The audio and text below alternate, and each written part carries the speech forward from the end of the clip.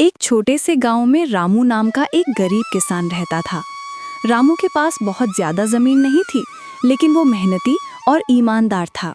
हर सुबह सूरज उगने से पहले वो खेतों में काम करने चला जाता और शाम तक मेहनत करता। उसकी मेहनत से खेत हमेशा हरे भरे रहते, लेकिन गरीबी की वजह से रामू और उसके परिवार का जीवन बहुत कठिन था। रामू के गांव में ही एक अमीर जमींदार भी रहता था, जिसका नाम राघव था। राघव के पास बड़ी बड़ी हवेलियां, कई गांव की जमीनें और असंख्य धन दौलत थी, लेकिन राघव लालची और स्वार्थी था। वो कभी भी गरीबों की मदद नहीं करता और केवल अपने फायदे के बारे में सोचता। एक दिन गांव में सूखा पड़ गया, खेतों में पानी कम पड़ने लगा और रामू की फसल सूखने लगी। रामू ने हार नहीं मानी और अपने छोटे से खेत की मिट्टी को खोदकर, बीज बोकर मेहनत की। उसने भगवान से प्रार्थना की और दिन रात मेहनत करता रहा। वहीं राघव ने सोचा कि इस कठिन समय में वो अपने खेतों में काम करने वाले गरीब किसानों से लाभ उठा सकता है। उसने गांव के किसानों के पास जाकर कहा, अगर तुम मेरे खेतों में काम करोगे तो मैं तुम्हें थोड़ी सी मदद दूंगा।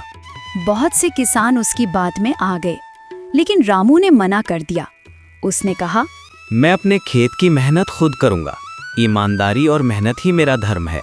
समय बीतता गया और रामू की मेहनत रंग लाने लगी।